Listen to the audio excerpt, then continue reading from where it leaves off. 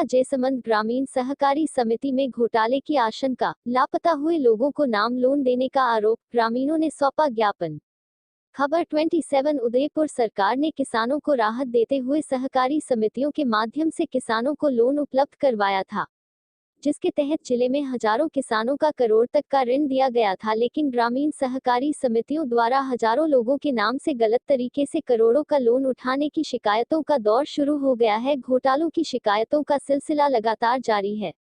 ऐसा ही एक मामला सराड़ा तहसील के जयसमंद वीरपुरा सहकारी समिति का भी सामने आया है, जिसमें लापता युवक के कागजों के आधार पर समिति के व्यवस्थापक के पुत्र का फोटो लगाकर लोन उठाने का ग्रामीणों ने आरोप लगाया है, जिसकी शिकायत करते हुए ग्रामीणों ने जयसमंद सहकारी समिति द्वारा बांटे गए लोन की जांच करने की मांग की है।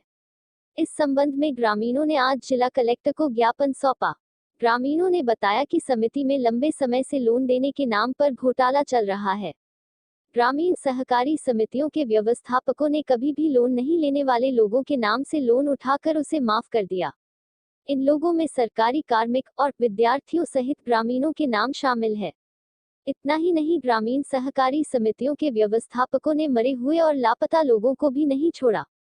वहीं ग्रामीणों के अनुसार समिति व्यवस्थापक द्वारा लोन धारकों को न तो लोन की राशि के बारे में बताया जाता है और न ही उन्हें डायरी दी जा रही है, जिससे साफ है कि समिति फर्जी तरीके से लोन देकर घोटाला कर रहा है। क्षेत्र के लोगों ने भी घोटालों की शिकायत जिला प्रशासन से की है। वहीं इस बारे में जब समिति के व्यवस्थापक मोरीदास वैष्णव से बात की तो उन्होंने सभी आरोपों को गलत बताते हुए समिति द्वारा दिए गए लोन को सही और नियमानुसार बताया। बोलो। मेरा नाम गोविंद है और मैं श्यामपुरा का निवासी हूँ और ये श्यामपुरा से अटैच होकर जो वीरपुरा सरकारी समिति है उसका मामला है, जिसमें उसके व्यवस्थापक है मोरीदास वैष्णव, जो उनका भाई है रमेश वैष्णव, जो कई सालों से लापता चल रहा है। उनके नाम से फर्जी लोन किया हुआ है, जिसमें उनके लोन के ऊपर फ़ोटो लगी हुई है जितेंद्र वैष्णव, जो उनका बेटा है। और इस तरह के फर्जी लोन, कई लोन है जो वो कर रहे हैं।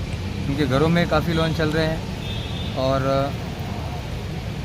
हमारे खुद के जो लोन चल रहे हैं उसमें ये चल रहा है कि कितने हमारे यहाँ के किसान हैं जहाँ जिनका लोन चल रहा है तो लोन हो जाता है।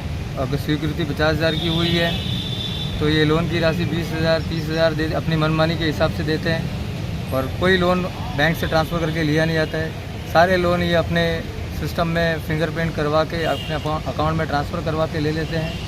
उसके बाद अपने मनमानी दूसरे तीसरे आदमी को बेच के उसके द्वारा पैसे देते हैं, जिसकी कोई जानकारी किसान को होती ही नहीं है। और उनकी पासबुक स्लिप वगैरह सब ये अपने पास ही रखते हैं, देते ही नहीं है।